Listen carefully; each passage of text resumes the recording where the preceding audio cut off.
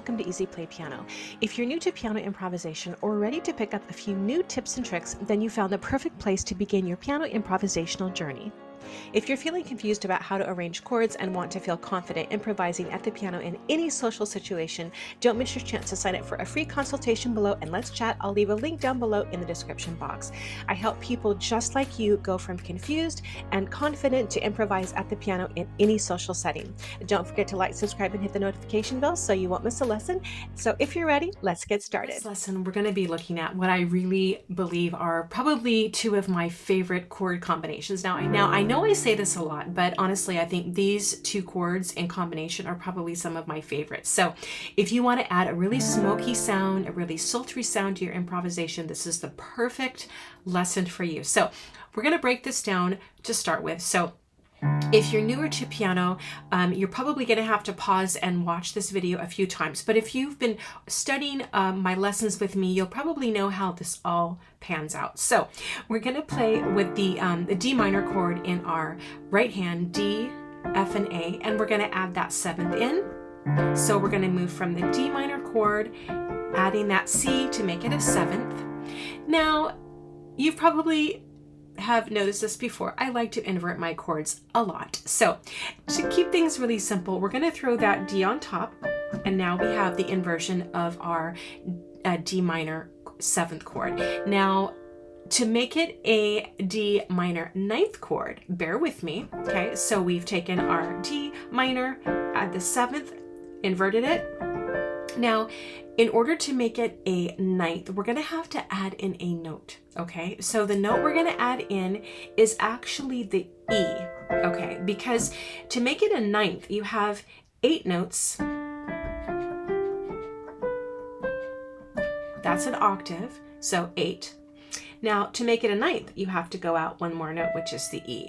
But if you're like me, I have small hands, and I can't play really more than an octave. So an easy way to do this is after you've inverted that chord, right, to add that ninth in right there. Super simple. So I'll go through it one more time with you because this is going to create the foundation for this lesson's improvisation. So D minor, add the seventh, okay? Then you're going to invert. So you're going to throw the D on top, and then to add that ninth, you're going to just move your finger, the D, up to the E. Okay, now, because I said this is a smoky and sultry chord combination, we're going to actually then move our D minor ninth chord down to the octave below.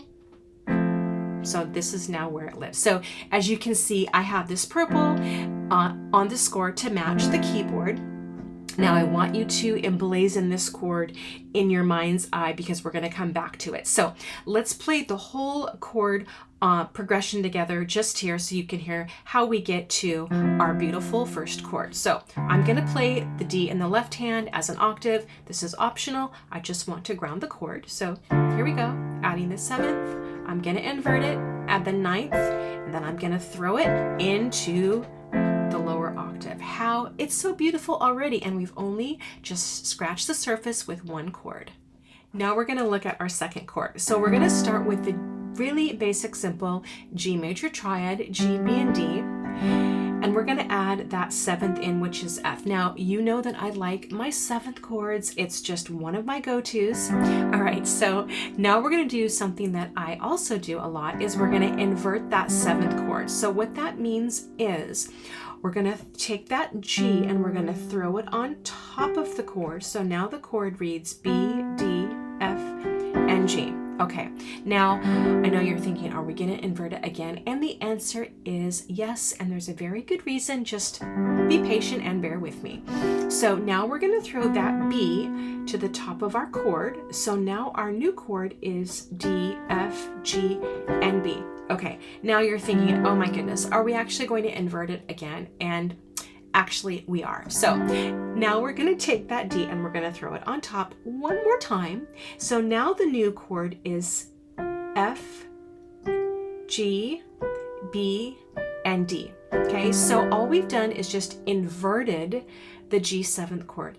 Now remember, we're actually going to play a G9 chord. So in order to do that, we're going to have to add in the ninth note. So keep this chord in your mind. Now, if you think about the note from G to G, 1, 2, 3, 4, 5, 6, 7, 8.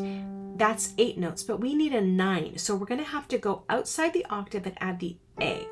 So this is important because going back to that inversion that we had, remember when we threw all the notes on top, to add that 9th note, which is A, we're going to have to lift up the G and we're going to have to play an A. So this is the new chord. Again, remember we've just inverted the chord, throwing each note on top. Okay, but to add that 9th note in, which is A, we have to let go of the G, and we're going to now play an A. Okay, so the new notes are F, A, B, and D, and that's your G9 chord. Now, you know what I'm going to say next probably, because you can see the blue note on my score. We're actually going to play this chord, but we're going to play it in an octave lower. So look at the note, get comfortable with it, and then move it down to the octave below. Now you're thinking, well, why did she move it down to the octave? Because remember, we did the same thing with the first chord. So let me play this whole sort of building up of the G major 9 chord so you can hear it in your ear.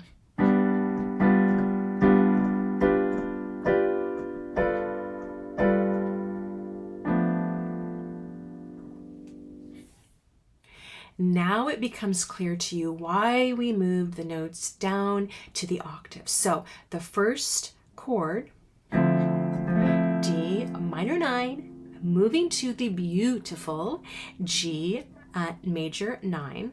Okay. Oh my goodness, how beautiful. Let's just practice this a few times. Now I've added the octave. You don't have to do this. I just want to give you as many options as you want. Again, if you want to cross over, totally optional, or you can just play D and G, just the 2 low notes. Going back and forth between the 2 new chords. This should inspire you for beautiful, smoky, sultry improvisation. Just these two chords in itself are just the perfect pattern, the perfect base from which we can create amazing improvisation. All right, now that we have the 2 chords underneath our fingertips, we're going to start to add some variations. So in this instance, I'm actually going to change the rhythm. So we're going to play each chord twice in our right hand. So the D minor 9th, the G 9, rotating back and forth. Look at my left hand. I'm just playing D to G, playing each chord twice. Practice this with me. Really simple. Take a breath. Breathe in deep. Close your eyes and let the sound move your heart. Get comfortable. Rocking back and forth. It's super easy. All right. Now we're going to change the rhythm up a little more. So we're going to keep the same chords, but now we're going to alternate between our left hand and our right hand, sort of like a seesaw. So we'll play the D, then the chord in our right hand, and then our left hand again. So you're basically just rotating back and forth and then going. So remember, this is the D minor 9th chord, if you need a chord name, and then we're going to the G major 9 chord, rocking back and forth.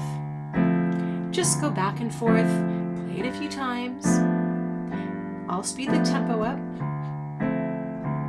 so you can get a different idea of what it could sound like. Okay, and if you need to go back and pause the video and just practice the 2 chords, and let me give you a little hint here. Okay, so if you're thinking, oh my goodness, I can't keep track of the chord names, don't worry about the chord names, okay? Just think about the movement in your fingers. So for those of you who are newer to the piano, all you need to do is find the notes F, A, C, and E. Okay, those are your 4 notes of the first chord.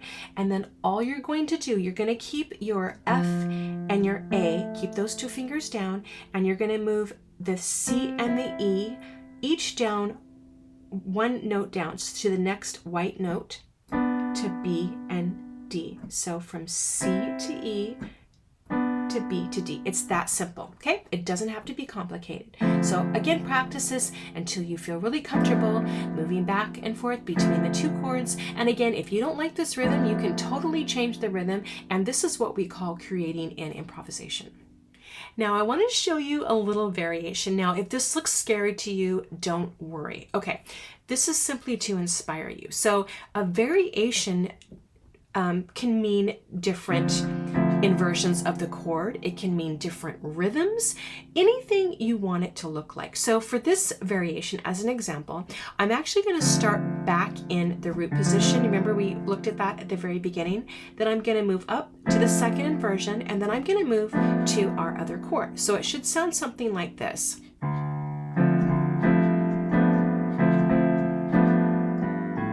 Okay, now in the left hand, all I did is I added that A, which we haven't done before, right? Now, all we're going to do is just simply vary this and really make it your own. But I want to give this to you as a way to inspire you. So again, I'm just going to play this twice.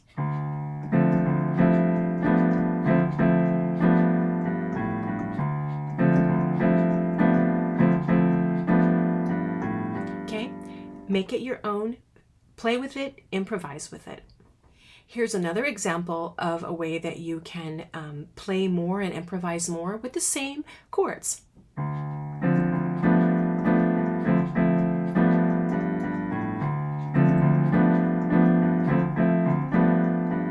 Now, again, there are endless possibilities. I really encourage you to make this your own.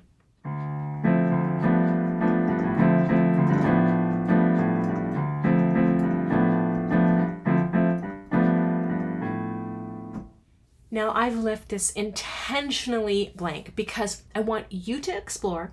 Now I do encourage you, if you are newer to improvisation, just use the basic notes as an entry point to start the flow. We're going to play the two notes, the D and the G, and we're going to slowly add in the right hand. Now yours is going to sound different than mine because the right hand is blank for us to explore. And you don't have to keep the notes in the bass. You can move up. You can break up the chords, change the rhythm. You can change the texture.